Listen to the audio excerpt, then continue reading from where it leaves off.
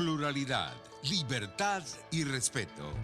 Estás escuchando Contigo, solo por RCR 750.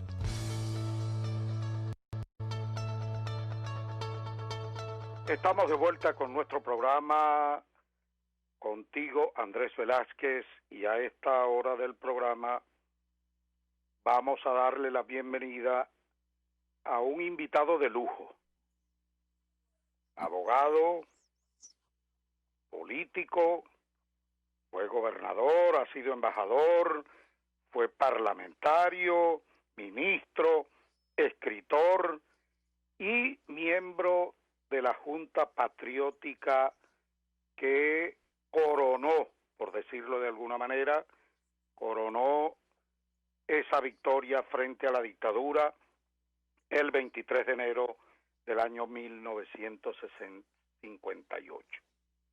Se trata nada más y nada menos que del doctor Aristeguieta Granco, que nos acompaña, está con nosotros y a quien le vamos a dar una calurosa bienvenida y nuestro agradecimiento por haber aceptado esta invitación. Doctor Granco, bienvenido. Andrés, y gracias por esta conversación. Muchas gracias por la invitación. No te estoy viendo, pero te estoy oyendo. No sé si ustedes me ven a mí. Sí, señor. Bueno, yo creo que debemos entrar en materia rápidamente. Decía yo al comienzo del programa que el 23 de enero se celebra generalmente como una fecha histórica en Venezuela. Generalmente se dan discursos de orden, se hacen ofrendas florales, se convoca a concentración, asamblea, distintas maneras de conmemorar esta fecha histórica para los venezolanos y tan importante. Pero dado que en Venezuela hoy día, doctor Aristeguieta, existe o vivimos una dictadura, creo que la manera de ver ahora o de mirar el 23 de enero de ese año 58, a mi modo de ver, tiene que ser de otra forma. Tiene que ser con el explícito propósito de buscar referencias, de buscar lecciones, de ver esa experiencia que se vivió en esos tiempos de lucha contra la dictadura y del cual, por cierto, usted fue protagonista de primera línea como miembro de esa Junta Patriótica. Bajo ese enfoque, doctor Granco, quisiéramos conversar con usted a la luz de los acontecimientos de hoy en Venezuela, lecciones que podemos sacar, recomendaciones que pudiera hacernos para esta lucha y, por supuesto, bueno, lo que esperamos al fin de cuentas todos los que estamos implicados en esta gran lucha por el restablecimiento de la democracia y la libertad en Venezuela, que no es otra cosa que ponerle fin a la dictadura. Bienvenido, lo oímos. Andrés, ¿qué tal? ¿Cómo estás, chico? Encantado de estar en tu programa.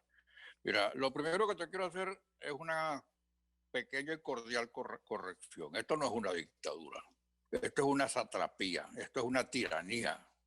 Ni siquiera Juan Vicente Gómez, en cuya época yo nací, por cierto, al final ya de su mandato, ni siquiera Juan Vicente Gómez, que era muy cruel, llegó a los extremos que se han llegado ahora. Porque esta es sencillamente pues la toma de posesión de un país completo, el asalto a un país, no solamente por un grupo político, sino por un grupo político que tiene estrechos lazos con el AMPA internacional organizada. Esto es la destrucción del país. Aquí hemos tenido muchas dictaduras, Andrés. La primera de nuestra historia fue la de José Tadeo Monagas. Te hablo del año 1830 para acá. La de José Tadeo Monagas. Luego hubo una breve dictadura de Páez, la dictadura de Guzmán Blanco, ¿no? Después vino la dictadura de Castro, la dictadura de Gómez, pero ninguna de esas dictaduras vino a destruirlo. Esas dictaduras intentaron, con los escasos medios que tenían, hacer algo para justificarse. Pero estos justamente son exactamente lo contrario Ellos han destrozado todo porque no les importa justificarse. Esta es una gente de un cinismo y un descaro que no tiene nombre. Es un fenómeno que en la historia nunca, yo creo, se ha producido. Un régimen que viene a destruir, bueno, sí, me equivoco, Fidel Castro lo estableció y lo inauguró. Porque los regímenes comunistas clásicos que tú conoces, como el de Stalin, el de Mao, ¿verdad? Bueno, intentaban hacer algo, de acuerdo con ese catequismo político disparatado que llaman el marxismo-leninismo, pero intentaban hacer algo. Stalin dejó a Rusia convertida en la segunda potencia militar del mundo. Y Mao también le dejó a China algunas cosas en medio de toda su maldad y su crueldad, sobre todo al final, que ya estaba prácticamente desquiciado. Pero yo quisiera que me dijeran, ¿qué ha hecho esta gente positivo en Venezuela? Una sola cosa que me la digan. Nada, doctor, ninguna. Y para no hay destruir manera. el país, se han robado más de $1 billón. Lo han robado y lo han dilapidado. El billón, pero no el billón americano, no, el billón europeo, el que es 1 millón de millones. ¿Tú te imaginas, Andrés, lo que hubiera hecho cualquier gobierno serio, decente, o por lo menos bien intencionado, con 1 millón de millones de dólares? Europa se reconstruyó en la posguerra con una 10ª parte de eso. Sí, Aquí lo que estamos es viviendo la destrucción del país, pero en todos sus estamentos, en todos sus aspectos. Mira, esto no tiene perdón de Dios. Esto no puede ser. A esto hay que ponerle coto como sea. Absolutamente como sea. Yo soy abogado también. Y yo creo que en el derecho penal existen 3 figuras que se le pueden aplicar al caso de Venezuela. Estamos en estado de necesidad, de legítima defensa y de no exigibilidad de otra conducta. Aquí cualquier cosa que se haga, absolutamente cualquier cosa que se haga, para salir de este horror está justificada, moralmente justificada y constitucionalmente justificada. Porque hay un artículo en la Constitución, la de ellos, la que violan todos los días también, a pesar de que es la mejor constitución del mundo, como decía el difunto, el artículo 333, que dice que si esta constitución dejara de aplicarse por acto de fuerza o por cualquier otro medio distinto del que ella establece, cualquier persona, investida de autoridad o no, tiene la obligación de hacer todo lo que esté a su alcance para reponer en su vigencia la Constitución. Y al decir todo lo que esté a su alcance, pues ahí no se excluye nada. Ahí no se está limitando. Así es. Doctor Franco, esa es la obligación que tenemos los ciudadanos de Venezuela. A mí no me pregunten cómo, a mí no me importa cómo. A mí lo que me importa es que hay que ponerle coto a esto.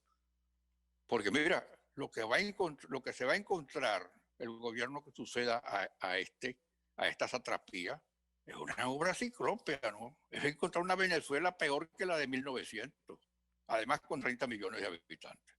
Porque en 1900 habían 2 millones de habitantes, ¿no? 3 millones a lo sumo. Cuando yo estudiaba en la primaria, que Venezuela tenía 3,5 millones de habitantes, ¿no? Hoy en día tiene 10 veces más.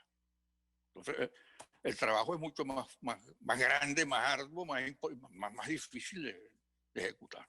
Doctor Franco, yo te vengo siguiendo a ti, tú mira, tu historia política, entonces yo la vengo siguiendo hace mucho tiempo. Yo te respeto mucho, Andrés, porque a pesar de las posibles diferencias ideológicas que tenemos, estamos te digo, de acuerdo en lo esencial. Y eso fue lo que permitió el derrocamiento de la dictadura de Pérez Jiménez, que fue una dictadura desarrollista. De eso quería preguntarle.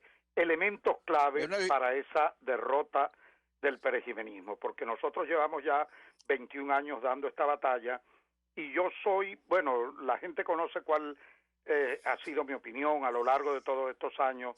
He sido crítico de la conducción política que se ha dado. Creo que los errores que se han cometido del lado de la oposición democrática han permitido también que todavía permanezca esta gente, como usted bien lo señala, esta tiranía, estos bandidos que hoy secuestraron y asaltaron este país. Comparto plenamente todos esos criterios que usted ha expresado y esos errores han permitido que ellos se mantengan. ¿Cuáles fueron esos elementos claves que pudiera usted señalar fueron factores determinantes para el éxito? Mira, vamos a retroceder un poquito en el tiempo, ¿no?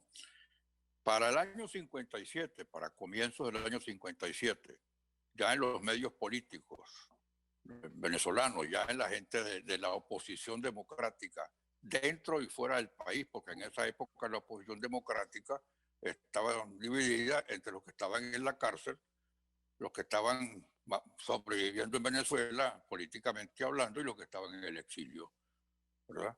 Estábamos todos pendientes de saber cómo iba a resolver Pérez Jiménez su problema de la sucesión.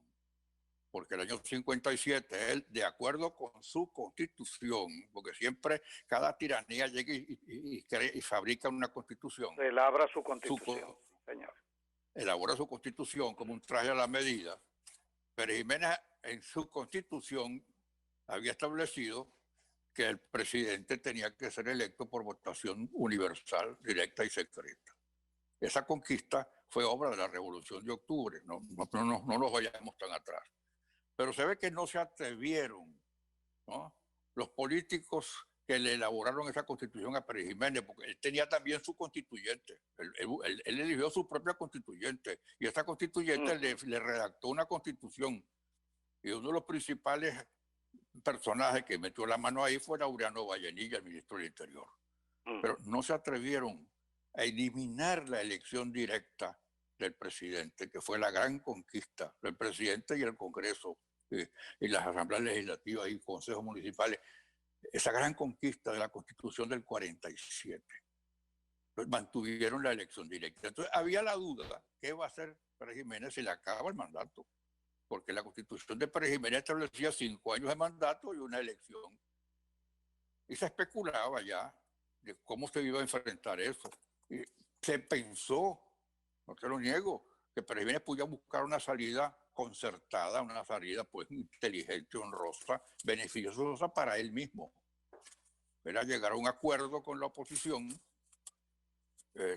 convocar unas elecciones limpias y aceptar su derrota si salía derrotado, o postularse, si él se iba a postular seguramente. Esa incógnita se mantuvo hasta junio del 57. ¿Por qué? Porque hasta junio del 57 todavía no se sabía, te repito, cómo iba a solucionar su problema él, pero había ya la esperanza de que pudiera haber una candidatura única de oposición. Y ya había conversaciones, me consta que había conversaciones vía correos que iban y venían entre Rómulo Betancourt y Rafael Caldera, porque Rafael Caldera era el único líder nacional de un partido que todavía vivía en Venezuela, muy vigilado, muy controlado, ¿no?, sin poder efectuar ninguna actividad partidista, pero estaba en Venezuela. Y ya Rómulo y seguramente Jovito también, y seguramente hasta el Partido Comunista, por la época, estaban dispuestos a apoyar a un solo candidato, y ese candidato se suponía que iba a ser Caldera, por lo que te estoy explicando, porque era el único líder nacional que vivía en Venezuela todavía, y que no tenía una interdicción por decreto, como se le había puesto a los miembros de Acción Democrática del Partido Comunista. Ahora, esa ilusión se tuvo que descartar en junio, cuando el ministro del Interior, Laureano Vallenilla, ordena la prisión de Rafael Caldera en la Seguridad Nacional, sin ninguna causa, ¿no?, simplemente porque les dio la gana, porque querían cerrar esa puerta. Ellos han debido dejarla abierta inteligentemente hasta más adelante, pero no, ellos en junio ya, olvídense de elecciones serias, aquí no va a haber elecciones serias. Eso entonces, desde luego, ya cambió las cosas, ya había que tumbar a Pérez Jiménez como fuera, porque él no aceptaba correr el riesgo de que lo derrotaran en unas elecciones. Entonces ahí convoca comenzó el plebiscito. La unidad, no, el plebiscito vino en noviembre. Ajá. Pues ya la unidad se comenzó a dar arriba en la cúpula y abajo, en quienes estábamos todavía en la calle. Yo te diría que la medida que aumentó la represión de Pérez Jiménez, en esta forma se fue haciendo más intensa esa unidad por la base de los estudiantes de uno y otro pensamiento político de los obreros y en general de todo el mundo. Ya no les importaba cómo, había que cambiar el gobierno, había que cambiar al dictador porque ya su tiempo se le había vencido. Bueno, ese fenómeno también permeó para los sectores militares. En el ejército había quienes no querían nada con los comunistas, quienes no querían nada con los adecos, pero entendieron que había que olvidarse momentáneamente de esas diferencias porque era más importante poder salir de la dictadura para restablecer la democracia, que es lo que en el fondo queremos todos, ¿no? Vivir democráticamente en paz, respetándonos mutuamente, sin el terror de que una vez vengan a sacar a la gente a la madrugada de su casa y llevarse la presa sin fórmula de juicio. Pareciera ser que eso no se entiende ahora, en el caso actual. Tristemente, Andrés, tristemente. Pues yo creo que, modestia aparte, quienes estamos en la oposición, y yo tenía un modesto, que te digo, una modesta ubicación, yo era miembro del secretariado juvenil del partido, estaba estudiando el último año de la carrera. Pero ¿qué pasó? Que con las cárceles y la clandestinidad obligada, el exilio, de repente las acciones y las decisiones del partido fueron recayendo, de hecho, en quienes estábamos por allí, los dirigentes juveniles, los dirigentes sindicales, lo que quedaba, lo poco que quedaba, ¿no? Los dirigentes nacionales que estaban en su casa todavía. Y se fue cocinando esa unidad en torno a una sola meta, salir de Pérez Jiménez, y luego nos pondremos de acuerdo en unas elecciones. Bueno, eso funcionó. Y funcionó también, en buena medida también gracias a que el día 1 de enero del 58, inesperadamente hubo un alzamiento militar. Un serio alzamiento militar.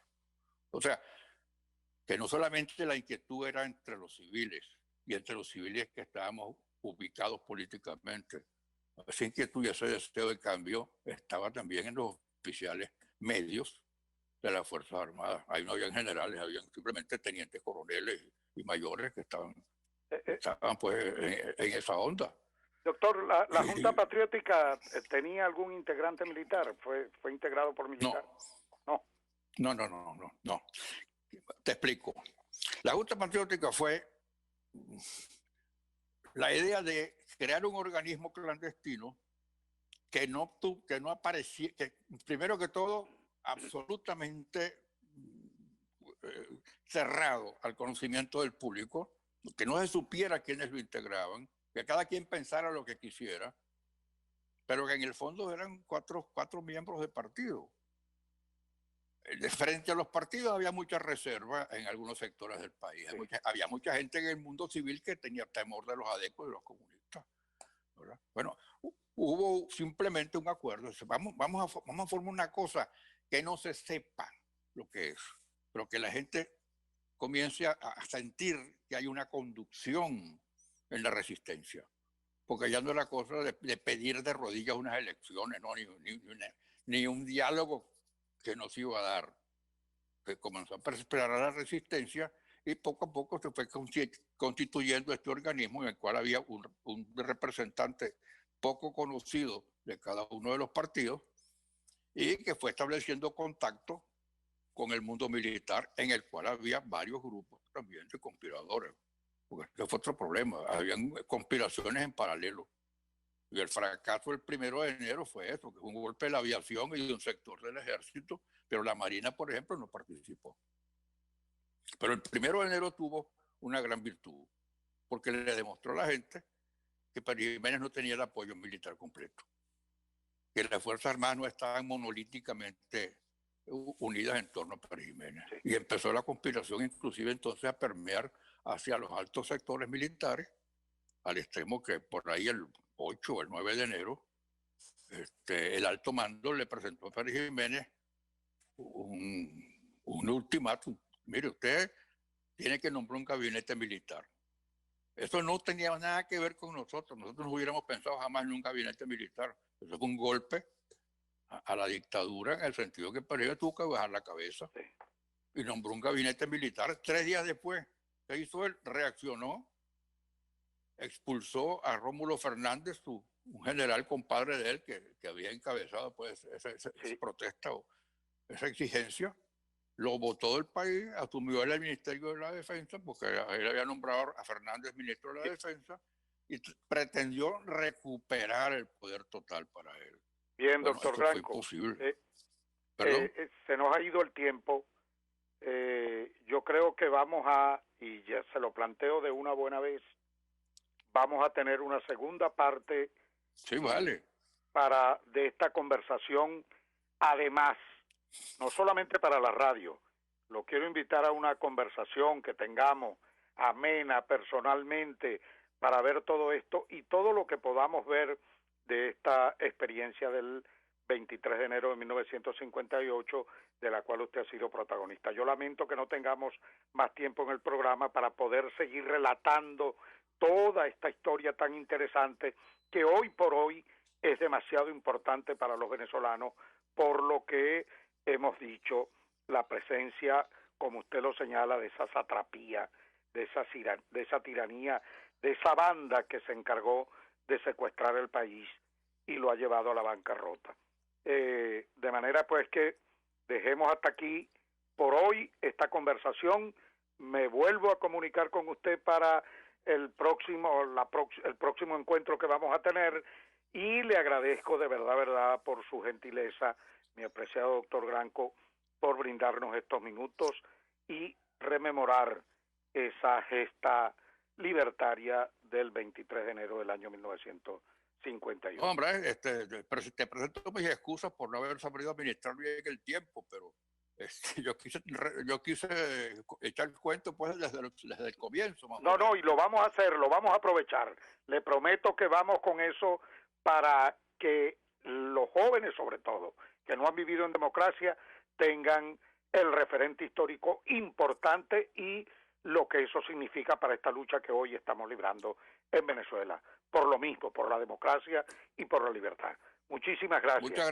Muchas gracias, Andrés. Ya vamos a un nuevo corte y ya venimos con nuestro siguiente invitado.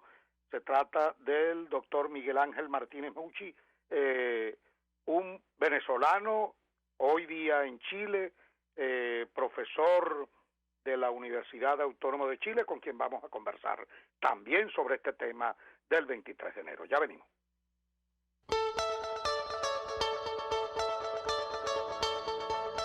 Les estamos presentando Contigo, porque nos preocupan las mismas cosas. Solo por RCR 750.